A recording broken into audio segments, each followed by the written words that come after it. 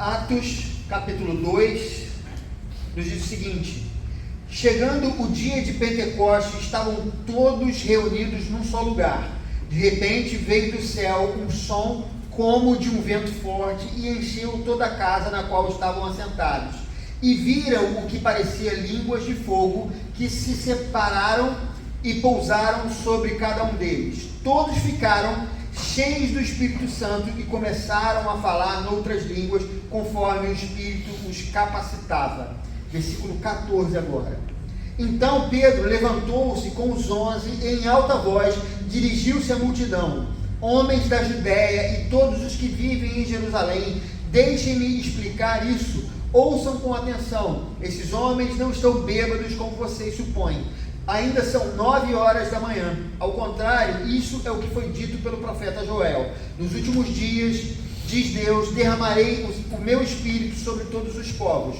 Os seus filhos e as suas filhas profetizarão. Os jovens terão visões, os velhos terão sonhos. Sobre os meus servos e as minhas servas derramarei o meu espírito naqueles dias, e eles profetizarão. Mostrarei maravilhas em cima no céu e sinais embaixo na terra: sangue, fogo e nuvens de fumaça. O sol se tornará em trevas e a lua em sangue, antes que venha o grande e glorioso dia do Senhor, e todo aquele que invocar o nome do Senhor será salvo. Versículo 36. Portanto, que todo Israel fique certo disso: este Jesus a quem vocês crucificaram, Deus o fez Senhor e Cristo. Quando ouviram isso, ficaram aflitos em seu coração e perguntaram a Pedro e aos outros apóstolos: irmãos, que faremos? Pedro respondeu: arrependam-se e cada um de vocês seja batizado em nome de Jesus Cristo para perdão dos seus pecados, e receberão o dom do Espírito Santo, pois a promessa é para vocês, para os seus filhos e para todos os que estão longe, para todos quantos o Senhor, o nosso Deus, chamar. Com muitas outras palavras, os advertia, insistia com eles: salvem-se dessa geração corrompida. Os que aceitaram a mensagem foram batizados, e naquele dia houve um acréscimo de cerca de 3.000 pessoas. Eles se dedicavam ao ensino dos apóstolos e à comunhão, ao partir do pão e às orações. Todos estavam cheios de temor, e muitas maravilhas e sinais eram feitos pelos apóstolos. Os que criam mantinham-se unidos e tinham tudo em comum, vendendo suas propriedades e bens, distribuíam a cada um conforme a sua necessidade. Todos os dias continuavam a reunir-se no pátio do templo, partiam o pão em casa e juntos participavam das refeições com alegria e sinceridade de coração, louvando a Deus e tendo a simpatia de todo o povo. E o Senhor lhes acrescentava diariamente os que iam sendo salvos. Vamos orar.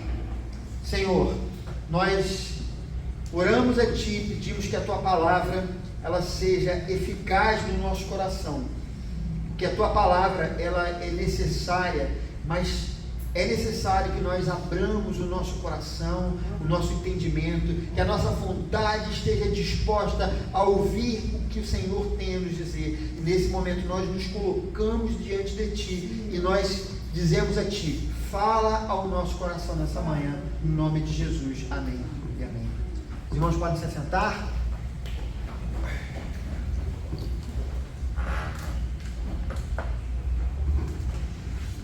Muito bem, queridos. Que impacto, né, que esses irmãos eles tiveram, né, esses irmãos da igreja de Atos. Que grande impacto que eles tiveram, porque eles viram o Filho de Deus que estava entre os homens, e Jesus viveu entre nós, depois ele morreu de forma dramática e surpreendentemente ele ressuscitou. E esses irmãos, eles testemunharam esses fatos que muitas vezes nós anunciamos aqui de púlpito. Para nós, essa realidade do Evangelho não é um mito. O Filho de Deus esteve entre nós, e nossos irmãos lá daquela época, eles viveram e testemunharam essa realidade. A igreja, na época, queridos, era um fenômeno inédito, né? A gente já tem um conceito de igreja na nossa cabeça, mas não era assim para eles. Aquilo não era uma continuidade de uma antiga religião, não era simplesmente a evolução do judaísmo. Deus estava estabelecendo uma nova aliança com o seu povo, e esse povo não era mais Israel, mas agora era a sua igreja. A igreja, queridos, era um fenômeno inédito na história, como eu falei. Aquilo não era simplesmente essa evolução. O Espírito, ele desceu sobre os seus discípulos que se reuniam no templo em Jerusalém. E a partir daí, os homens que eram pessoas simples, sem instrução, se encheram de coragem e começaram a pregar a ressurreição de Cristo. Pessoas comuns como eu e você, eles pregaram o Evangelho com toda a paixão e autoridade. O poder de Deus agia sobrenaturalmente naqueles irmãos, como nós temos lido no livro de Atos essa semana. O poder de Deus estava com eles, e o próprio texto nos diz que 3.000, repito, queridos, 3.000 se converteram após a pregação de Pedro ali no Pentecostes. Essa igreja tinha a certeza da volta de Cristo, porque eles viram Jesus subir diante dos seus próprios olhos. Eles não duvidavam em nenhum momento que ele voltaria, porque um anjo, depois deles presenciarem a subida de Cristo, um anjo falou: ele vai voltar. Eles experimentaram, queridos, algo que poucas vezes foi visto na história posterior da igreja: uma unidade, uma comunhão, uma fé que, ao lermos esses capítulos, nós nos impressionamos até hoje. E eu queria abordar nesse dia, queridos, algumas marcas importantes que havia naquela igreja, algo que é necessário para nós nos dias de hoje. Lucas, que foi o autor do livro de Atos, ele nos informa o seguinte no verso 42: eles se dedicavam ao ensino dos apóstolos e à comunhão, ao partir do pão e às orações. E a palavra que Lucas usa no grego aqui é uma palavra que é proskaterontes. Ela foi traduzida na NVI, nessa versão que a gente tem lido, como dedicavam. Mas também na versão atualizada, ela é traduzida como perseveravam. Então o texto fica assim: e perseveravam na doutrina dos apóstolos. Ou seja, esses irmãos, eles foram perseverantes. E é isso que eu quero abordar nessa manhã com vocês. Há um segredo, há uma fórmula, há uma maneira de sermos relevantes também para a nossa geração, como a geração daqueles irmãos. A nossa geração, que é uma geração corrompida pela maldade, violência, pela licenciosidade, uma geração que rejeita o Criador, uma geração que certamente poderia mais uma vez crucificar o Salvador. Perseverança, meus queridos, é a palavra. Foi esse grande diferencial da igreja primitiva, o diferencial para que fossem relevantes para a sua época. E para que a nossa igreja seja relevante nos dias de hoje, em primeiro lugar, é necessário perseverar no ensino dos apóstolos. Eu, em 1982 e 83, não tenho a Glaucia para brincar com ela hoje aqui, né? Mas eu me lembro bem, queridos, isso ela não me contou porque foi uma experiência pessoal. Eu me lembro de um determinado dia que eu cheguei da escola ali no início da tarde, e como eu sempre fazia, os meus irmãos já tinham almoçado e tal, que chegava um pouquinho mais tarde. Eu sentei na sala, liguei um som. Meu pai tinha um 3 em 1 da Sony, né? Toca disco, toca fita e rádio AM e FM, olha só que tecnologia, né? Eu coloquei um disco para rodar ali naquele momento, e eu me lembro que nesse dia foi a primeira vez que eu vi a bateria de uma maneira destacada ali na música, e a partir dali eu desenvolvi, como os irmãos sabem, uma paixão por esse instrumento, né?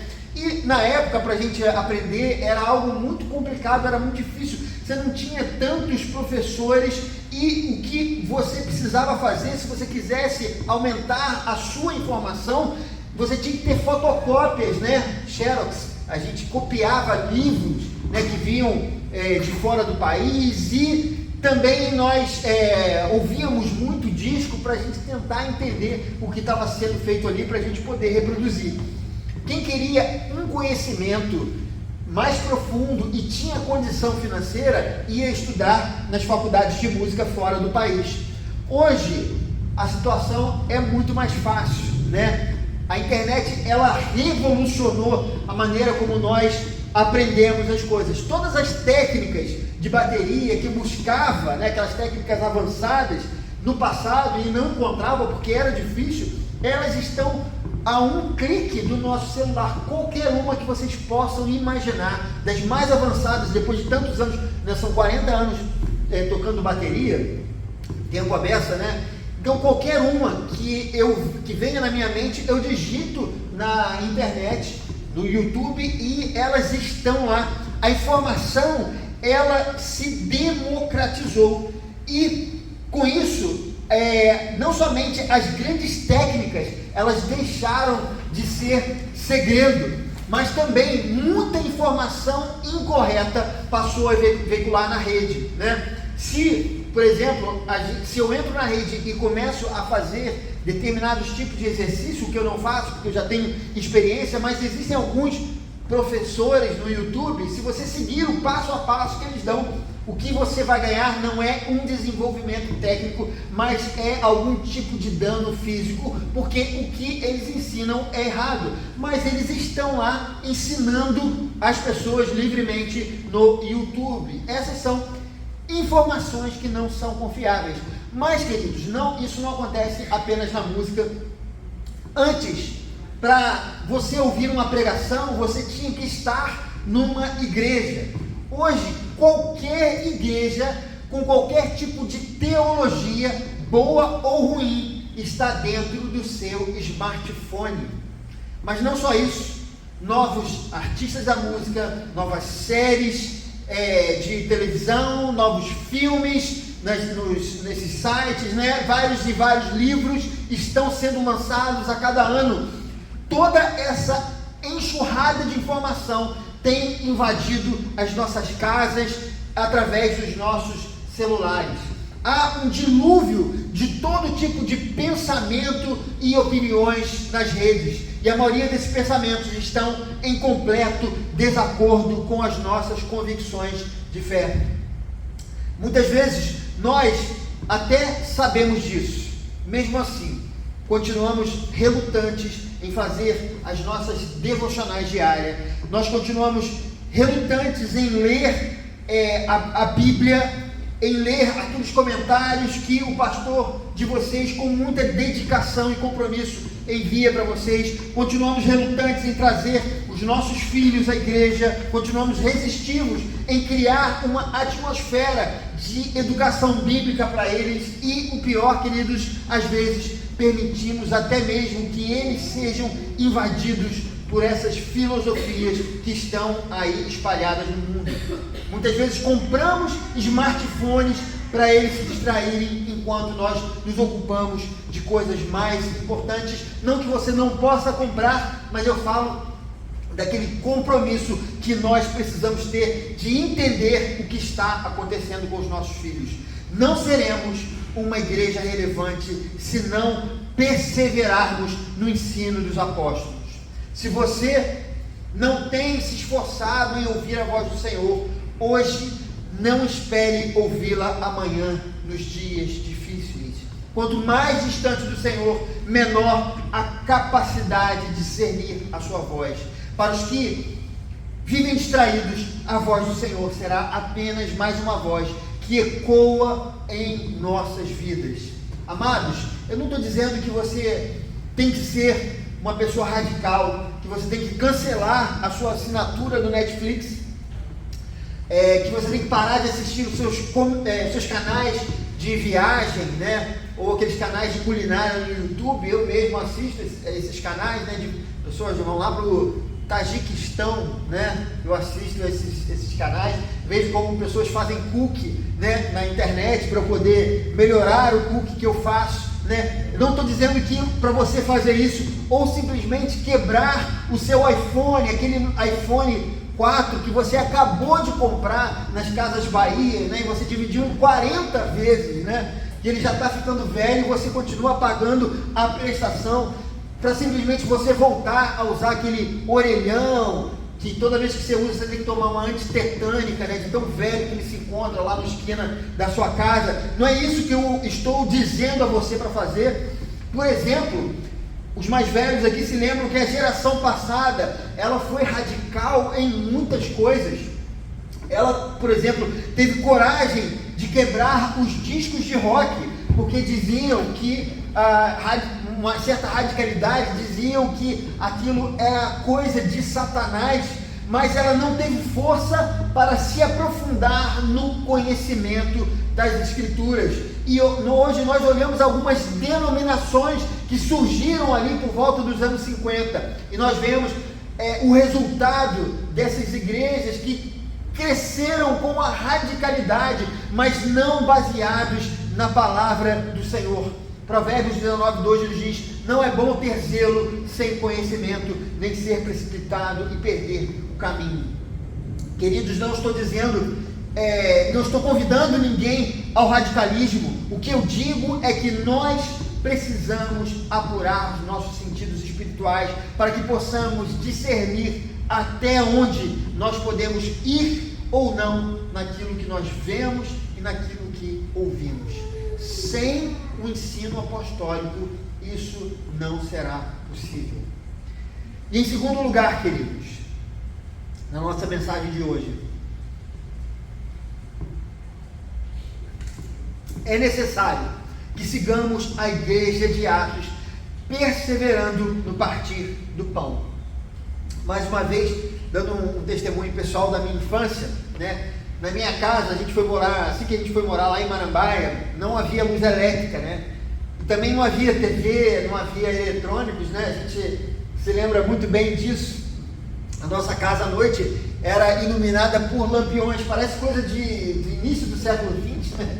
Mas a gente vivia naquela região que na época parecia ser mesmo o início do século XX, né? Então todas as noites, né, os meus pais acendiam os lampiões para que a gente pudesse ali fazer as refeições e tal. E após uma dessas refeições à noite, nós, não após uma, mas toda noite, nós costumávamos a conversar e levávamos muito tempo conversando, né, sentado ali à mesa com aquela luz de lampião, né, às vezes de vela ou lamparina, e a gente gastava ali muito tempo porque simplesmente não havia qualquer coisa para a gente fazer depois, não havia pressa, não havia um Facebook para a gente ver, um Instagram para a gente ver as notícias, quem estava se casando ou não, ou simplesmente notícias no nosso celular, ou vídeos no YouTube, ou até mesmo, né, o que na nossa época era muito avançado, um canal de TV, né? A gente não tinha nada disso, então não havia pressa ali. E eu me lembro, queridos, com alegria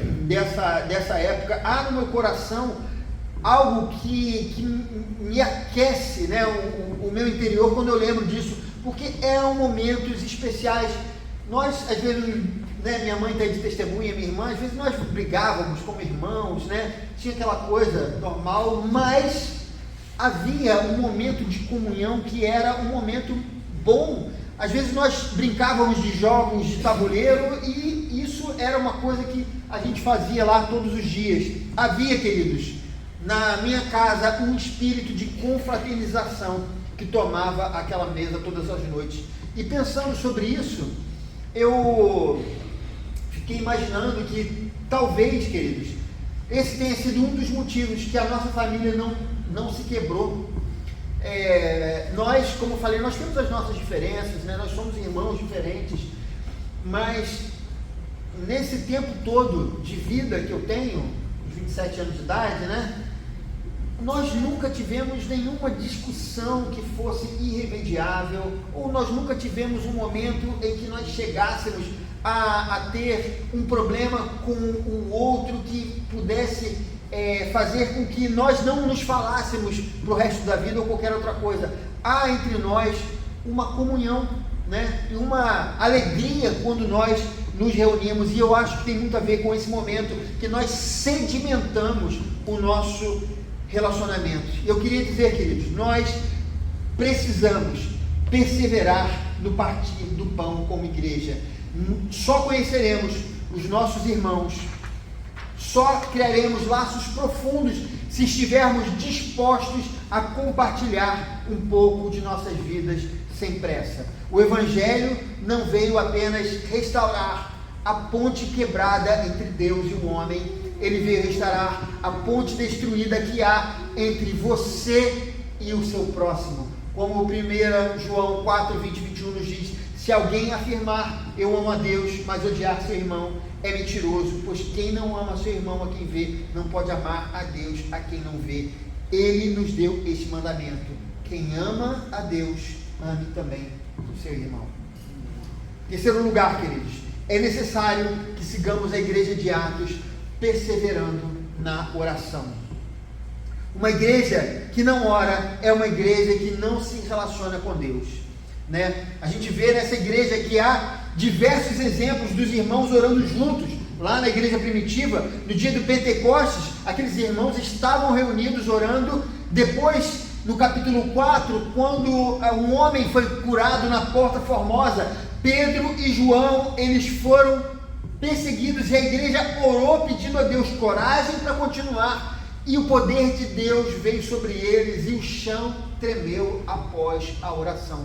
No capítulo 12, que nós vamos ler na nossa leitura devocional, Pedro, ele foi libertado da prisão porque os crentes estavam em oração a favor dele. A história das igrejas do Novo Testamento, irmãos, ela ilustra a bênção e a necessidade de orarmos juntos. Queridos, os irmãos da célula, eles são testemunhas. Ao final de todas as reuniões, nós oramos. Na célula, a gente canta, a gente partilha a palavra, nós partilhamos o pão, nós oramos uns pelos outros e oramos pela nossa igreja, oramos por vocês. Os irmãos são testemunha disso e a gente faz isso toda semana. Na oração comunitária, queridos, que é na oração da igreja, nós partilhamos as nossas dificuldades, as nossas alegrias, os nossos anseios, os nossos medos, as nossas metas e as nossas vitórias. A oração comunitária é o lugar onde nós oramos para que a vontade soberana de Deus possa prevalecer no meio de uma geração corrompida. Assim que o Espírito Santo desceu sobre a igreja, 3.000 pessoas se converteram na pregação de Pedro. A igreja que perseverava na doutrina dos apóstolos, na comunhão, no partir do pão e nas orações, era uma igreja que crescia, a igreja que permanece nos mesmos passos dessa igreja da antiguidade, é uma igreja que cresce. A nossa igreja precisa seguir isso também. Querido, nós temos visto hoje que o Senhor tem estado nesse lugar, tem abençoado as nossas vidas, mas sem perseverança na oração, nós não chegaremos longe. Isso é fundamental. Eu gostaria, queridos, de concluir a nossa mensagem dizendo que nós somos a geração apostólica. Nós somos responsáveis por apresentar o Cristo ressurreto para essa geração que aqui está. Mas, para que isso seja uma realidade, assim como foi para eles, nós precisamos perseverar na oração. Vamos orar pelos perdidos, vamos orar pelos que sofrem, vamos orar pela paz nas nossas ruas, vamos orar pelo futuro da nossa nação, vamos orar para que a chama do Espírito não se apague em nosso meio. Em segundo lugar, vamos perseverar na comunhão. Não deixem de frequentar os cultos, não menosprezem o poder de Deus que tem se manifestado aqui todos os domingos. Não deixem de partilhar um pouco daquilo que você tem com alguém que está passando por dificuldades. Em terceiro lugar, vamos perseverar no ensino dos apóstolos. Leiam, vivam e ensinem a Bíblia. Venham aos cultos, tragam os filhos à igreja, não deixem que eles fiquem com o celular na hora do culto, estudem a Bíblia em casa, prestem atenção às pregações, aceitem com humildade o conselho e a repreensão do pastor de vocês, que foi o Senhor que tem dado essa responsabilidade a ele. E por último, vamos perseverar no partir do pão. Se esforce para estar junto de seus irmãos em Cristo, se esforce para aceitá-lo do jeito que ele é, esteja presente nas células, convide irmãos para sua casa, compartilhem juntos as refeições, desenvolvam profundas amizades com seus irmãos de jornada. A igreja primitiva compartilhou o evangelho real, eles viviam o que pregavam, eles foram testemunhas da ressurreição, por isso eles acreditavam que essa era a maneira correta de se viver. Jesus Cristo morreu para nos reconectar. Não há conexão com Deus se não houver conexão com o seu irmão. Vou chamar os irmãos aqui à frente, os irmãos de louvor.